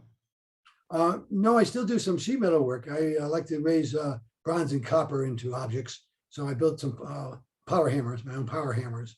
Okay. So I can do all my own power hammering, and I build bowls and small things, just decorative things. Yeah. I'm not getting into larger sculptures until I get, maybe when I can't do the stones anymore, and carve where my eyes go. Then I go to my power hammers and spend the rest of my life, working in sheet metal. Maybe doing it all in sterling silver. Yeah. Well, I'm curious, it seems like you haven't really explored combining carving gems with carving precious metals. Two Doesn't, different worlds, two yeah, different worlds. One is hard and brittle and one is malleable. So different set of tools, different thoughts of thinking. Carving metal, far more difficult because of its plasticity. yeah, The stone you can easily grind away with a harder abrasive. yeah, Not so with metals. You'd have to machine it. You'd have to have rigidity. You would lose the ability to hand hold and create those shapes that can only be done by hand. yeah, You know, you can have a CNC machine, but that only does one shape and then you got to reprogram it. So to have the ability to work in the round kind of precludes the sizes you can work in. yeah. You know? But I guess I just was thinking, as a jeweler, it seems like you might make an interesting complement to some of these interesting shapes that you're carving as a jewelry piece, but it not that interesting, or haven't Not got that there? interesting. No, not at that point. I mean, I went through the making jewelry and casting, you know, and the fabrication. So I have those skills, which I use all the time now to make my carving tools. You know, I have the silver side of things together. So again, past experiences come in being used again and again Yeah. now. Yeah. But I guess it's become more of the behind the scenes part now. Yeah, you know, I mean, there's so much that, you know, I have in my set of skills that, you know, it's just a matter of just going in and doing it. It's Yeah. not like how I'm going to do it, you know. Okay, so Boris Kaladny has a technical question. He says, when you make different profile carving arbors, do you make them from one solid piece of blank, or you attach something like a sphere to a shank? I take and put a sphere or other shape I want onto a shank, and that goes again into another collet. So everything goes into collets. I don't worry about having a thread where sooner or later you're going to get a loose thread. It's not going to grip because of wear. So the collets fit perfectly into the shaft. So it's a matter of taking the tool head that's mounted on shaft. Everything has its own shaft. That goes into the collet. It gets secured in the end of the arbor. So Okay. they all interfit that way. Obviously, the collet gets bigger, the bigger tools, but it's the same technique. You want to keep the same size shafts. A lot of people have different size shaft tools. It's okay when you have a chuck, but unless you have an Albrecht chuck, which will handle those different sizes accurately, you're always having problems with truing it up, you know, registering, indexing the tool. Mm-hmm. You know. Okay. And if you have a really good arbor and you make your tools true, you don't have to worry about indexing. You know that the shaft is true and they go in and they run true. Okay. And I guess when it comes to the final steps of polishing, that becomes very important. If it's not running true and it's only polishing the top or the bottom or whatever of the, you know, of one of your discs, that would be really annoying. And then It's true with any of the other tools, the carving and the pre-polish tools. They have to be concentric. If they're lumpy, you're going to know it once you get past the first 100, maybe 100 RPMs. yeah. So yeah, what I do is I generally make the tool, put it in the arbor, see if I can index it, you know, and find a place where it sets as true as it's going to, or I take and mount it in the arbor solidly and bring it with a steady rest and true it on the arbor. Okay. One thing I was thinking about before when we were speaking about, you know, keeping the facets optically flat, do you ever intentionally make externally round shapes, not just flat facets, but actually curving parts of the stone aside from the carving parts? Oh yeah, I've put in curved walls from time to time. The aquamarine that you had in the beginning, that the aquamarine was in the back, that has 3 photon facets on the back. These facets that are inside. So those are 3 curved pavilions. So I cut these photon facets inside of those curves and put the facet inside the stone in those curves in a great juxtaposition, and made me be able to move that light from here to here and here to here, and that image as well. So yeah, but the photon facet is not for just general work, because it doesn't work all the time, because you can't just put it, if this is your flat and you put a photon facet in it straight down, you just have a regular flat here. The object is and what you put in here, you sink at a different angle. So the facet inside the stone is a different angle than what's outside. Yeah.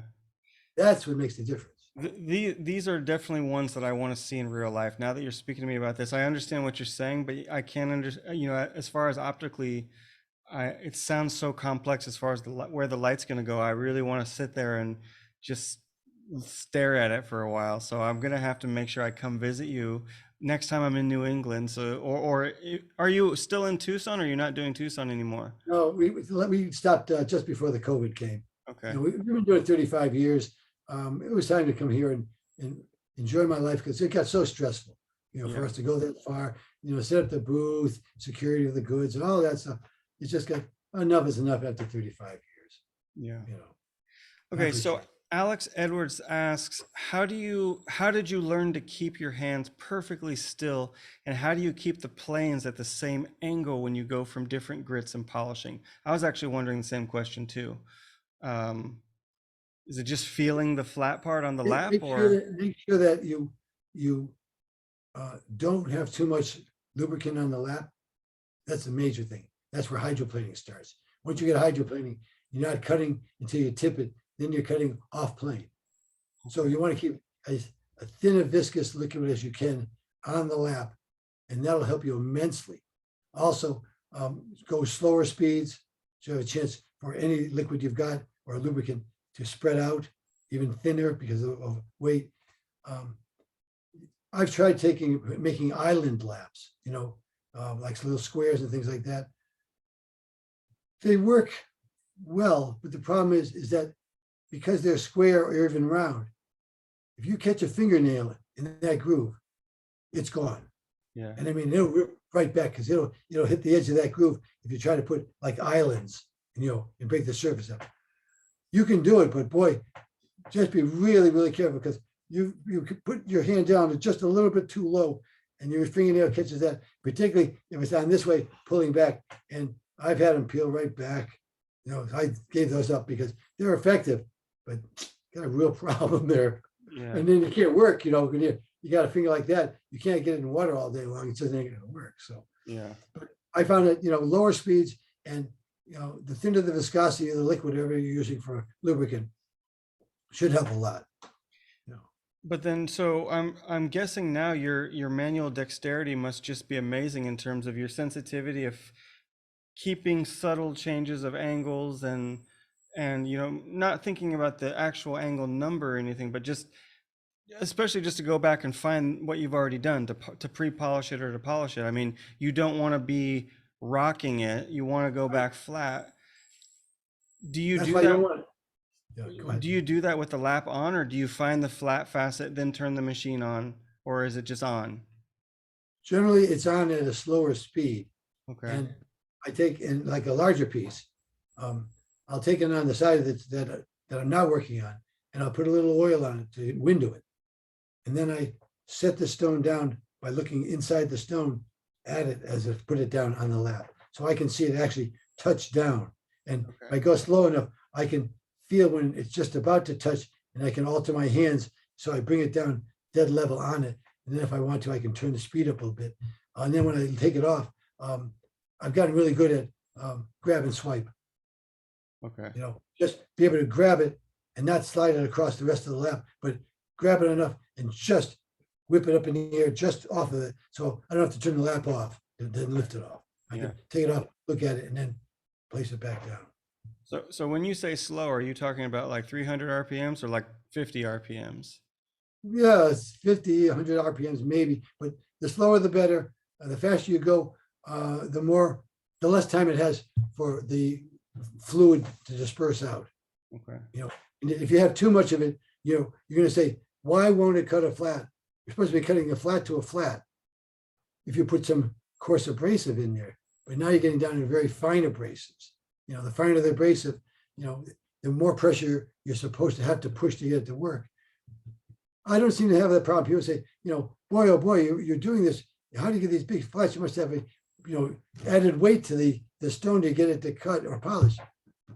I don't seem to have that problem. I don't know why I don't have that, but I hear a lot of people that have that problem.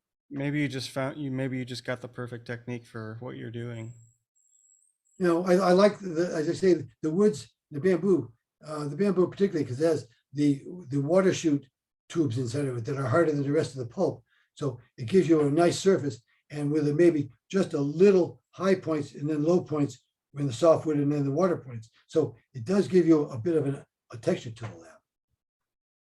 So when you are making a bamboo lap, this is a 12-inch lap, right?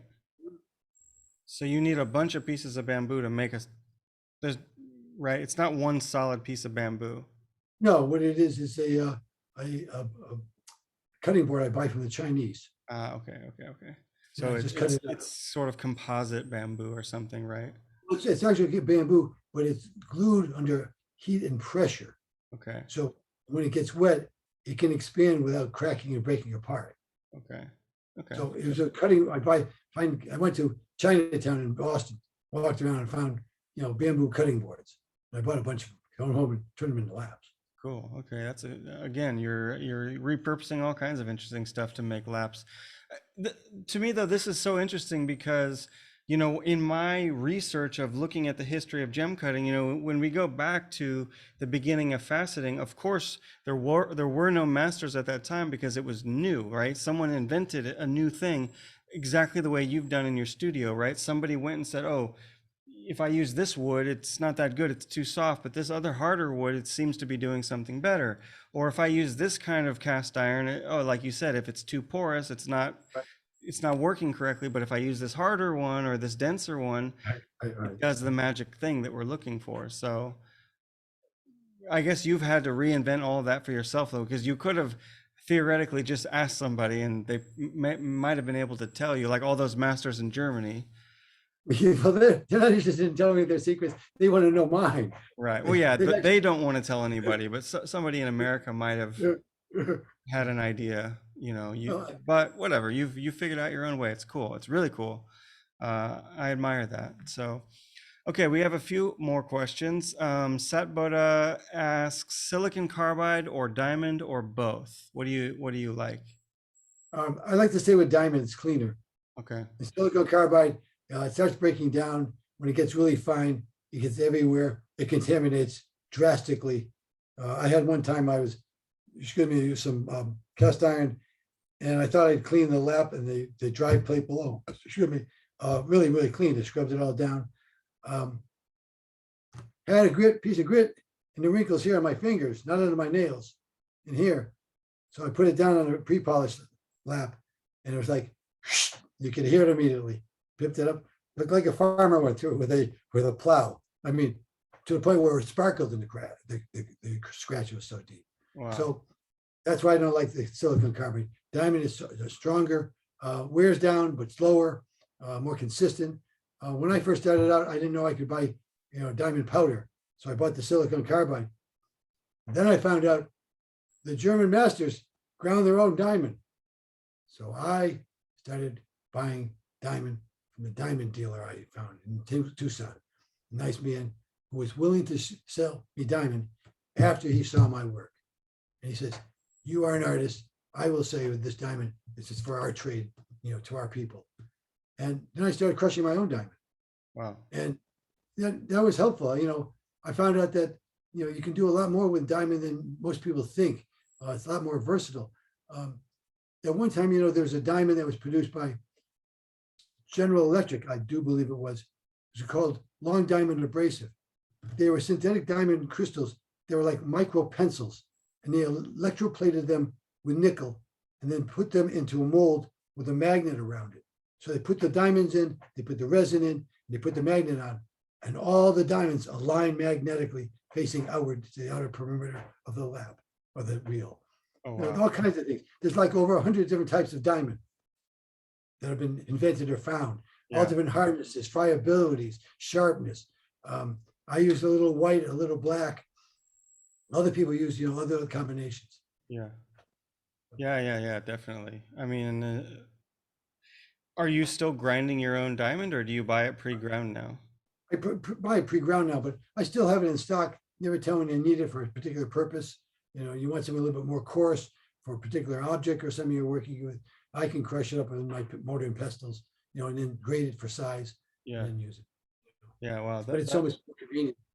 That's so cool because you know, as I was just saying, you've reinvented all these techniques, and uh, that one is so archaic. I've only met, I think, two, you know, of all the probably hundreds of cutters that I've met and interviewed, only two people I've ever met still hand ground diamond, and it's just no. I guess there's no reason to do it anymore, other than finding those little subtle uses. But most people who are just faceting stones don't really need extra, you know, stuff. It's like, okay, it Yeah, facets the stone and polishes, it's fine. it's like you remember, like on diamond, you basically have white diamond and black diamond, crystalline diamond and a kind of amorphous diamond. Well, the crystalline diamond is very sharp, but it's also very friable, very brittle, where the black diamond is non-crystalline, but much harder. Yeah. So by combining both, you get the sharpness of the crystal and the durability of the black, and you combine a bit of both, and it gives you a wonderful mix. And the easiest way to find out when it's ground fine enough that you can start using it for carving is when it doesn't sparkle anymore. Mm, You grind it and the sparkle is all gone and it looks white. Then you know it's suitable for carving. interesting. That's cool. I haven't heard anyone really speaking about the differences of black and white diamond.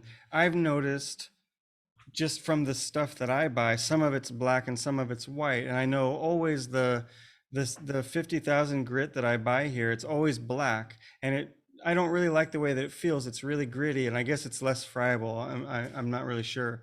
That's all synthetic. Yeah, it could be, but All the but colors I'm synthetic.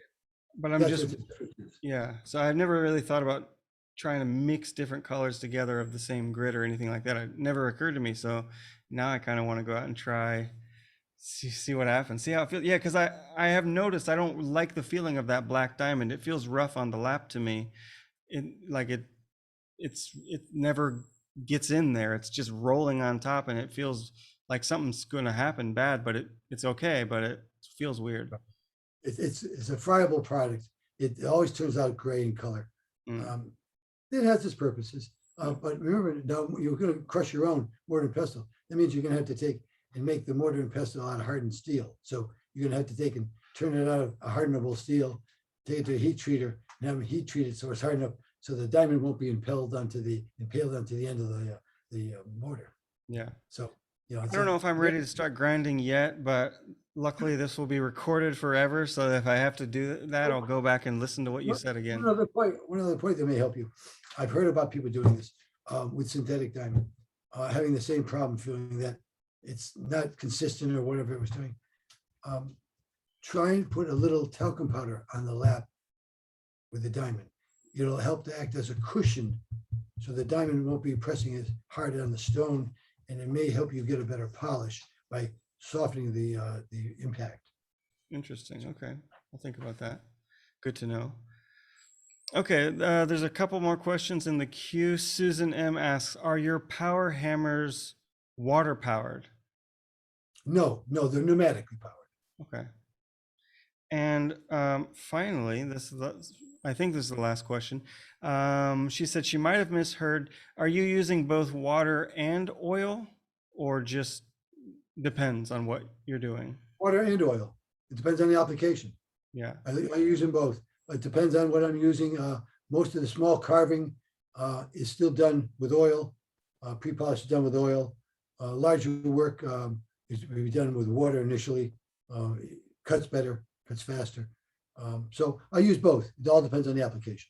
Okay. And so you said you're making your own laps. So then are you using one lap for one grit, or can you change them, or you have a bunch of laps for every different thing? I don't have a lot of laps, but what I have for laps, I don't change. I usually have one grid on it. But if I want to change the grid on it, instead of building a whole new lap, I take and I circular grind the surface of the lap down and remove all the diamond, and then I have a whole new surface to recharge. Yeah. So I guess that's the joys of having a lathe in your shop, right? You can just redo. I've thought about this a lot. There's a lathe shop a lathe sales shop that I used to walk by every day on my way to work, and I looked in there every day, and I'm like, I really think that we can justify a lathe. We are with the school. Every year we have to redo all the laps anyway. I never did it, and I'm not going to do it now. But it calls to me every time I go past that shop because I think they're used as well. So the price is probably pretty okay. You can negotiate a little bit. And I'm like, man, how cool would it be to have a lathe? But I was like, what would our house smell like if we had a lathe in the house? I'm not sure if this is good. We wouldn't be bothered. You shouldn't have any smell from your lathe. Okay, I didn't know if it has an oil smell or something. There's liquids that they're using now that are water-based that have no smell to them at all. But always remember, as a gem carver, all our tools rotate. You must have a machine that rotates to make those rotating tools. The lathe is the most important tool, obviously for doing the work, but also the arbor. Yeah. It's the same thing as a lathe. Yeah. It's just a hand lathe. So the lathe is the most important. The Bridgeport, the milling machine is way, going to all the other tools. But the lathe is the heart of tool making for anyone who carves. Because all our tools are rotary. Yeah, no, it's a good point. And I think for me as a person who wants to go further into my practice, like getting in, I don't have a background in anything mechanical or engineering. I started from some other place. So I'm kind of reverse engineering what some other people are coming in as engineers. They have a mechanical engineering background or they know how to build things out of metal. I don't even know anything about metal. So I'm just like a lathe. Okay, it's simple though, right? You can kind of easily understand how it works. There's plenty of books out there to learn. It's Yeah. simple. And you don't need a complicated lathe. You need to have something that has some accuracy to it. But and you don't need a big lathe. For tools up to like an inch in diameter, which is large for gem carving, almost every tool I can make is on a Shoreline. Yeah. Little Shoreline, lathe that are only 8 inches long or something. They're powerful enough. You can do things up to an inch in diameter. It's a little big for it, but it'll handle it. So you don't have to have a big lathe. And learning it, they give you a book when you buy the lathe. How to run the lathe. It's all there, and it's so super. It's only a couple $100. Yeah. You can't go wrong. Yeah. I have a guy that I'm working with a bit, and I said, get yourself a Shoreline lathe. So he went and got it, and then he brought it to me and says, okay, now I bought it. What do I do with it? I said, get a book and read it. Yeah. And now that he got it, he says, I don't know, I never bought it before. Yeah, yeah. Well, my first experience with the lathe, I never used one, but I had to get my laps reflattened, resurfaced. Yeah. And so I just found in Thailand, there's like lathe guys in every neighborhood. Like you just walk by them all the time and they're, in these sort of dark, grimy shops. But once you realize what they're doing, you're like, oh, these guys are really useful. Yeah, right. And I just took some laps in there and I just watched what they were doing because I'd never seen it done. And I was like, oh, this is so simple. I mean, it's literally just skimming the top off with the blade. It's obvious, but yeah, I haven't gotten one yet, but it's kind of on my long-term list, and you're kind of inspiring me. Maybe I put it up a notch on my list. And those are the guys you want to make a friend with and say, listen, would you go with me? This guy's got a lathe over here. I'm looking at it. How about if I buy you lunch? Would you come with me and give me your opinion of it? Because you know more than I do. Yeah. So if it's a good lathe. If you present it to the person that way, that, let's have lunch and let's go to, see this lathe. Would you do that for me? Most people say, of course, they want to help you. Yeah. I've called up so many people on the phone and begged my case. I'm an artist. I'm trying to accomplish this. Can you send me something? So many people say, we'd be happy to. All we ask of you is give us feedback. Yeah. That's all I do. And I got a pound of bronze powder sent to me from a company that makes bronze powder. I called them and said, listen, I need, 5 or 6 tablespoons, or a couple grams of it. She said, no problem. Send me a quarter pound. No charge. Just because you're an artist, you want to help. You have enough for life now. Yeah, a couple lifetimes. But that's the thing. A lot of people are willing to help. I just got to ask. My father was in sales, always said, Michael, remember, they can't say yes unless you ask them. Yeah, true. It's true. And I've had similar experiences. When you're trying to do something cool or interesting, It is true. I think people like to go out of their way a little bit, or they're more willing to go out of their way if it's for a good reason, or if you give them if you're passionate about it, Yeah. you can move the whole world if Yeah, you need to, You basically. can. Yeah. People all want to help each other, truly. I think we all want to.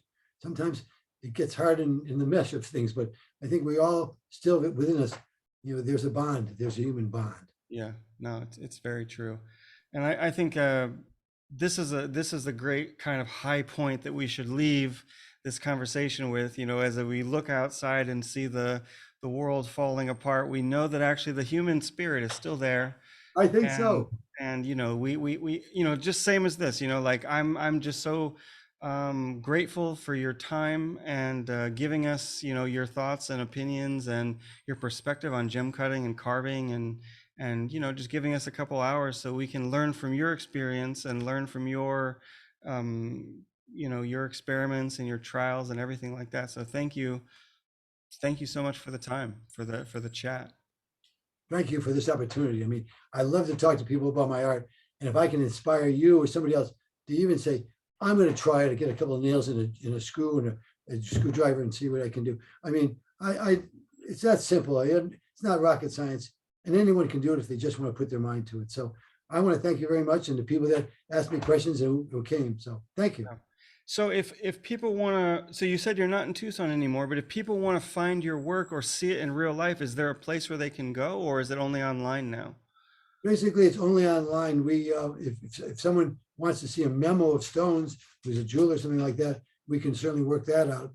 But I'm not showing any place at this point. I'm still just working hard, being creative. Okay.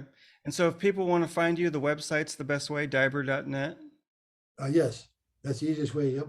mdyber@roadrunner.com. Excellent.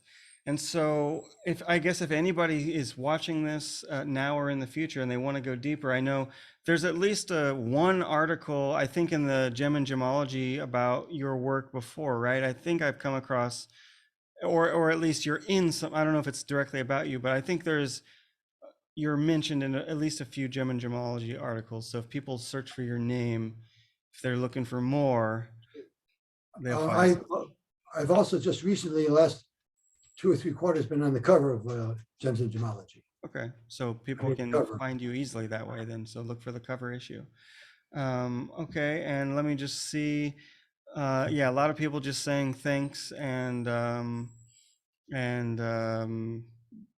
they've been very inspired by hearing you talk. So appreciate the time, and I will definitely come, hopefully say hi to you next year whenever I'm on my American tour of documenting the history of American cutting. So you'll definitely be on my list of inspirational heroes that we want to get into our documentary. So hopefully I'll be seeing you next summer sometime. We look forward to it, Justin. Thank you very much. Well, have a nice one and stay safe and secluded out in the woods of New Hampshire. And I will talk to you sooner or later. And you be safe where you live too. We will. Thank you. Peace. Thanks to everybody. Bye-bye. Bye-bye.